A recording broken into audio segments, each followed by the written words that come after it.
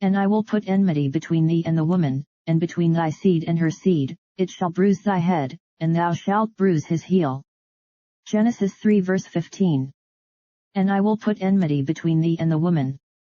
between whom there had been so much familiarity, not only while they had the preceding discourse together, but before, for it is conjectured by some, that she took a particular liking to that creature, and was delighted with it, and laid it perhaps in her bosom, adorned her neck with its windings, or made it a bracelet for her arms, and being a peculiar favorite, the devil made choice of it as his instrument to deceive her, but now being beguiled hereby, she conceived an antipathy against it.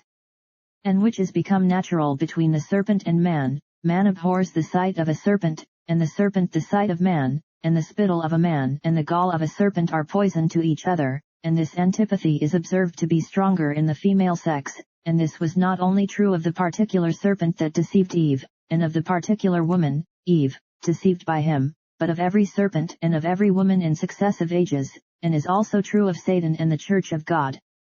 In all ages, between whom there is an implacable and an irreconcilable hatred, and a perpetual war.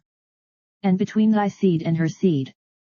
the posterity of Eve, mankind, and the production of serpents, between whom the antipathy still continues, and mystically the evil angels and also wicked men called serpents, and a generation of vipers on the one hand, and the people of God on the other, the seed of the church, the latter of which are hated and persecuted by the former, and so it has been ever since this affair happened, and especially by the seed of the woman may be meant the Messiah, the word seed sometimes signifying a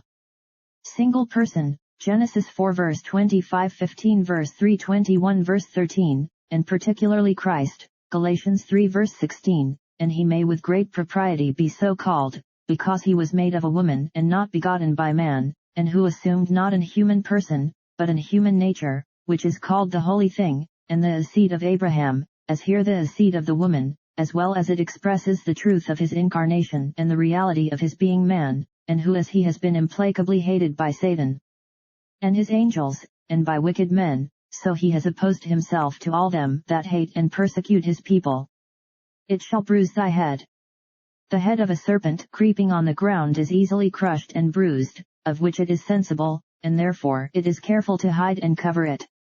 In the mystical sense, it, or he, who, which is one of the names of God, Psalm 102 verse 27, Isaiah 48 verse 12, and here of the Messiah, the eminent seed of the woman, should bruise the head of the old serpent the devil, that is, destroy him and all his principalities and powers, break and confound all his schemes, and ruin all his works, crush his whole empire, strip him of his authority and sovereignty, and particularly of his power over death, and his tyranny over the bodies and souls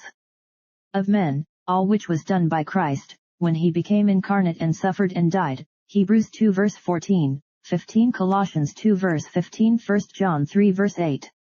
And thou shalt bruise his heel.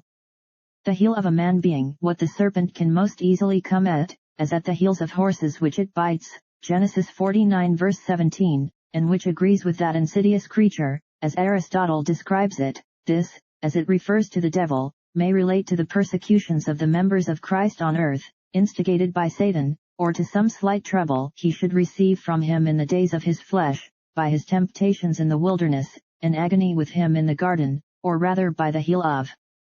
Christ is meant his human nature, which is his inferior and lowest nature, and who was in it frequently exposed to the insults, temptations, and persecutions of Satan, and was at last brought to a painful and accursed death, though by dying he got an entire victory over him and all his enemies, and obtained salvation for his people. The Targums of Jonathan and Jerusalem paraphrase this passage of the days of the Messiah, and of health and salvation in them. What is here delivered out in a way of threatening to the serpent the devil, carries in it a kind intimation of grace and goodwill to fallen man, and laid a foundation for hope of salvation and happiness. Reference seems to be had to this passage in Psalm 40 verse 7, in the volume, in the first roll, and Philidi, as in the Greek version, at the head, in the beginning of the book, it is written of me, to do thy will, O my God.